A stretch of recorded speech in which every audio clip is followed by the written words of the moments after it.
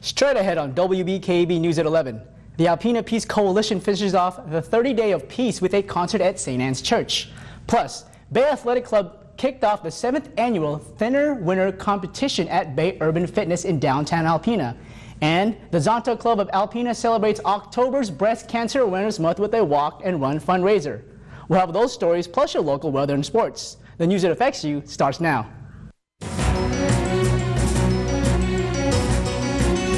From Rogers City to Tawas City and all points in between, this is Northeast Michigan's award-winning news team. We are your source for news, weather, and sports. We are WBKB News at 11. Good evening, and thanks for joining us. I'm Neil Liwanag. The Alpena Peace Coalition capped off the 30 Days of Peace with a concert at St. Anne's Catholic Church. 30 Days of Peace is a long-month celebration dedicated to help spread peace throughout the community and all over the world.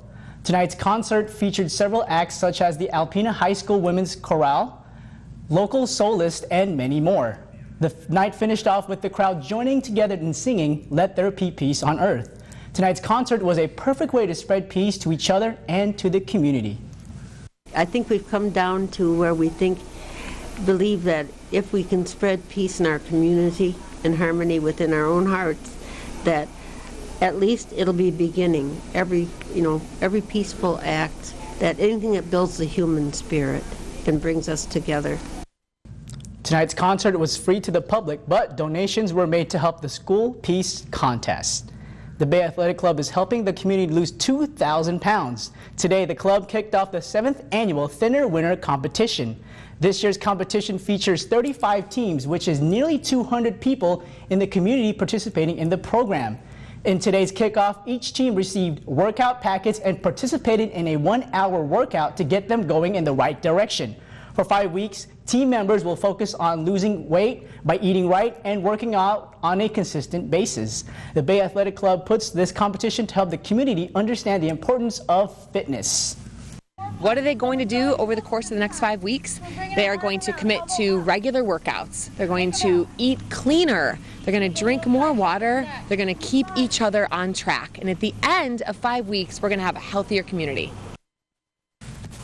The two teams who are able to lose the most weight and percentage of inches will come away with $1,000. Autumn is officially here, and the Besser Museum hosted the 4th annual Fall Harvest Fossil Festival. People of all ages enjoyed a family-filled afternoon that featured games, live music, and numerous vendors from Alpena. Kids got a chance to get their face painted, learn about fossils, and were treated with a presentation by Paleo Joe. Along with good food and tasty apple cider, there were also demonstrations by the Alpena Antique Tractor and Steam Engine Club. The Besser Museum puts this yearly event to showcase our area's rich and cultural history. It's just a way that the community can come together and really celebrate the harvest season. We've got vendors from the Alpena Farmers Market that are here today. So we've got the harvest theme of bringing in the harvest, but we've also got a real appreciation of the cultural richness of our region. The free event was made possible by Lafarge and Specification Stone. October is National Breast Cancer Awareness Month, and yesterday the Zonta Club of Alpena held the 9th annual Walk and 5K Run fundraiser at NOAA. Despite the cold and windy weather, locals came out to help support and raise funds for women with breast cancer. The fundraiser kicked off with a 5K run at 9:30 and a walk followed afterwards. In addition to the run and the walk, there were several dog contests where local pups got a chance to win awards and prizes. The fundraiser was a fun-filled event, and of course, it was all for a great cause. It is very important to the community because there's so many women out there that need early detection, and it is just something that we strive to get everybody on board with, and early detection will save lives. All the money that was raised from the event went to Tea and Tops, Alpena Regional Medical Center Mammography Fund, and the American Cancer Society Wig Bank at Inspire Salon. Yesterday, Performance Locker hosted a 3rd annual Great Donut Roll. Residents from all over town gathered at Performance Locker for a 50-mile bike ride to Kanabe's Munchy Crunchy Apple Farm in Rogers City, where they feasted on delicious donuts, fresh apples, and a number of other treats. The folks at Performance Locker look forward for this event because it is a perfect way to get active and bond with some of the people in the community. With a $20 registration fee, bikers got a chance to explore the majestic and rolling countryside of Northeast Michigan in the full splendor of what fall offers. The fall colors and the changing and, the cool temperatures, it's just an awesome time to be on two wheels and, to travel out to that type of area. And it's a great event because, we do a SAG supported ride, so that way it's a great opportunity for people to try longer distances on the bike that they maybe haven't tried before because we have the support vehicle and we can help out in case anything pops up, like a flat tire. On October 30th, Performance Locker will host a zombie run called The Running Dead. Visit performancelocker.com for more information. Coming up next on WBKB News at 11, Samsung is again looking to take a bite into Apple sales. All that and more next.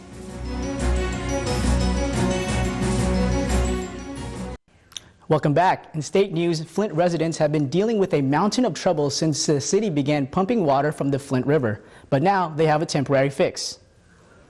My daughter's pregnant. She needed a water filter. And that is what made Margaret Brown's daughter one of the first in line and a top priority for a water filter free giveaway at the University of Michigan Flint. It means a lot to me. With the way the city of Flint water is, it means a whole lot to me. Expectant mothers joined other parents along with children braving the brisk temperatures. However, the ongoing water crisis in Flint won't freeze over with time. Some parents are concerned about the lead issues facing our city's water and how they could have some long-term effects. I do believe, yes, there is a problem. We see in the educational system we have children that have behavioral problems or are unable to concentrate and are kind of just skipped over. And guess what? They might have a problem with lead. As you can see, the lines are very long here at the U of M Flint. But it doesn't matter how much time it takes, especially when you consider these filters can help save a life. And the lines were not that bad. It went fairly quickly, and I'm just glad that they were able to help, the city of Flint. Nika Gaddison is the mother of 19-month-old Bella. And with this measure of generosity shown by community partners and health agencies stepping up and helping out, Nika knows that Bella can now have some safe drinking water in Flint, at least for now. Yes, I do feel a little safer now with this filter. They explain how the process works.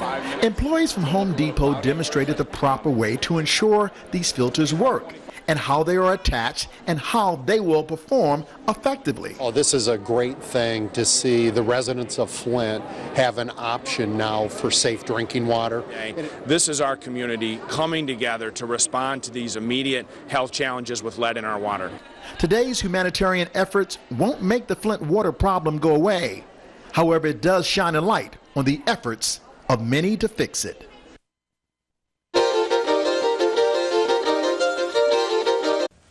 In your Money Watch, Americans love tacos. We ate more than 4.5 billion last year. Sunday, you have another excuse to chow down. Today is National Taco Day. A number of restaurants are posting deals for local options. Social media seems to be your best bet. Chick-fil-A will open its first ever store in New York City on Saturday. The Atlanta-based chain, known for its fried chicken sandwiches and Christian values, is stepping up expansion. The company plans to open nearly 100 new locations a year. That makes nearly 2,000 locations in 42 states. And Samsung gets into the smartwatch game today. The company will call the watch the Gear S2. It will have a circular frame and will start at $300. To open it up to more people, Samsung says it will work with any Android phone. If you're heading to the pump, GasBuddy.com and AAA of Michigan helped us find the highest and lowest gas prices locally and across the state. The lowest price for gas in Alpena is coming in at $2.46 at Meyer. The highest is at $2.49 at Marathon. Across the state, the lowest price at the pump is $2.12 in Houghton Lake. And the highest price is coming in at $3.09 in Trenton. There's still much more to come on WBKB News at 11. Kyle Logan will be in with sports, and I'll be right back with your weather forecast. Stay tuned.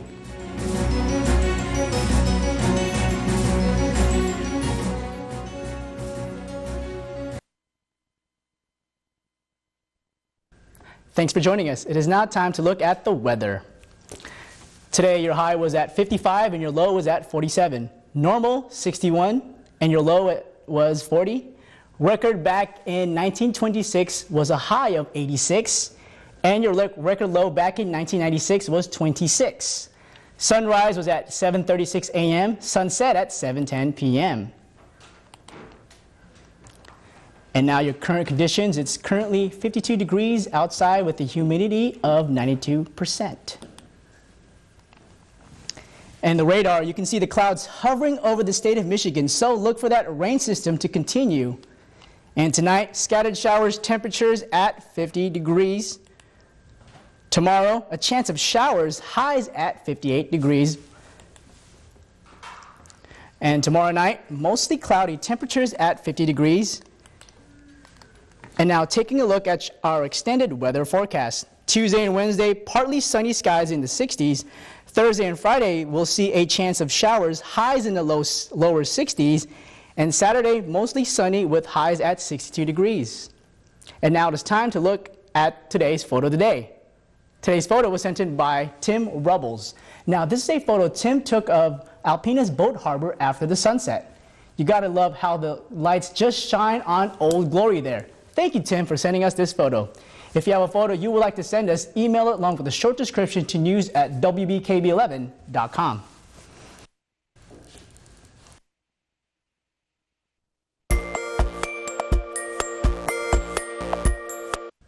In your Health Watch, a new study finds a gene activity test can identify women with early-stage breast cancer who can safely skip chemotherapy. The Oncotype DX test pinpointed women whose cancers were so likely to respond to hormone-blocking drugs that adding chemo would make little difference. Washington State researchers say older adults with hard-to-treat depression can benefit from taking both an antidepressant with an antipsychotic medication. The study tracked over 450 people over the age of 60, all diagnosed with depression. The two-drug combination will relieve depression in a significant number of the patients and reduce suicidal thoughts. And a major group of gynecologists says the dramatic increase in the use of toxic chemicals are threatening human reproduction and health. The organization says miscarriages and birth defects are among the long list of poor health outcomes linked to chemicals such as pesticides and air pollutants. In national news, a historic rainstorm is sitting on top of South Carolina, flooding homes and streets and cutting off power to thousands of people. Dozens of drivers have been pulled from their flooded vehicles. Brian Webb reports. This small pickup truck was swept away and submerged Sunday with the driver still inside. He was eventually pulled to safety by rescue crews. It was one of more than 200 swiftwater rescues reported across the state. We haven't seen this level of rain in the low country in 1,000 years. That's how big this is. At least 3 people have died so far in floodwaters. The state has seen 13 inches of rainfall over 3 days, the most on record. More than 25,000 customers are without power. Residents are being warned to stay off roads and remain indoors unless their homes are flooding. They've also been advised to boil water before drinking. The water's not safe in a lot of areas across the state where you see this deep water. It's got bacteria in it. So stay inside and don't get in there. More than 140 firefighters are working on rescue teams, many fanning out on boats. State officials are expecting flooding problems to persist for the next several days. Brian Webb for CBS News. President Obama has declared a state of emergency in South Carolina. Sports is coming up next, and Kyle Logan is here with a preview. Kyle? Neil, tonight in sports, the Alpena Flyers were back in action. The NASCAR Sprint Cup boys were at Dover, and the Lions are preparing for their 4th game. Also, the Tigers closed out their 2015 season today. Did they walk away victorious? To find out, you got to come on back. Sports is next. By Shuck, runner will tag and score.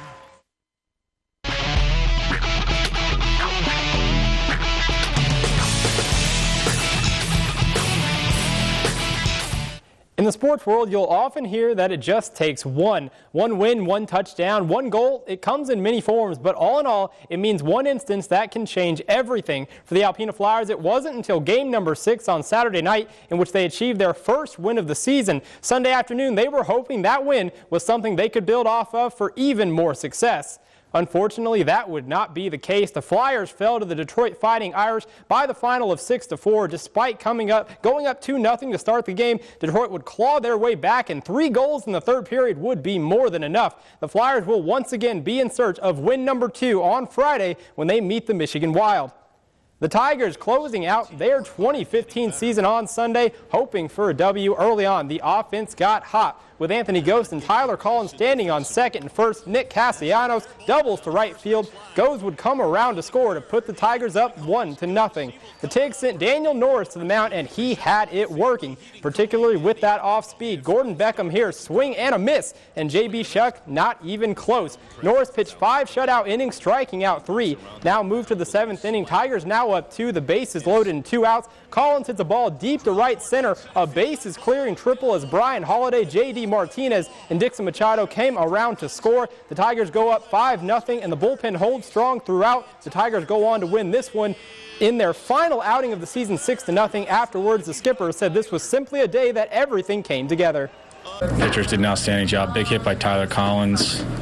There's always certain numbers guys want to get or numbers they want to stay above, and I think for the most part we're all worked out. So I think everyone, despite the fact that it was a down year, everyone goes away into their downtime, their leisure time, feeling okay about it. You heard it there, and if you've been living underneath a rock the past month or so, the Tigers will be watching the playoffs from home this year. Detroit finished the season with a record of 74-87, and they hope to improve on that big time in 2016. As you may have noticed, the Detroit Lions did not hit the field Sunday afternoon. That is because they were selected to play in prime time on national TV in the Monday night matchup. Jim Caldwell and his staff have had a rough go of it so far, and unfortunately, it's not about to get easier. Up next for the Lions will be one of the toughest teams in the league, the Seattle Seahawks. Detroit will leave the comfort of Ford Field for CenturyLink Field for the first time since 2009, and that is not a place where opposing teams typically have success. Seattle's D is one of the best, and in particular, the coaches know it's their pass rush that they have to look out for. They've got really good personnel to do it, between Averill and Bennett and Irvin. They've just got guys that are fast, they get off the ball, certainly at home, even that gets even stronger tendency because of the snap count and the noise that crowd can generate. Just one win combined between the two teams coming in. The Lions will be looking to bounce back from their loss to Denver last week and get that much-needed first win of the season. Kickoff is set for 8:30 Monday night.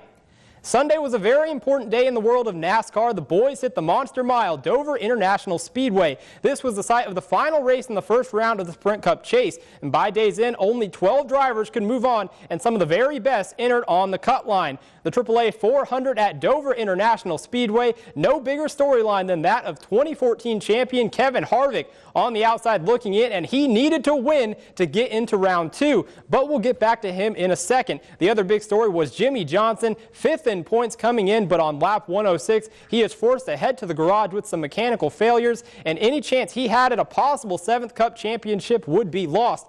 But back to Harvick, he passes Kyle Busch here for the lead, and he would not relinquish it. The number 4 was in front for 355 of the 400 laps, and he takes the checkered flag for his 3rd win of the season. He punches his ticket to the second round, but let's see the other 11 drivers who will join him.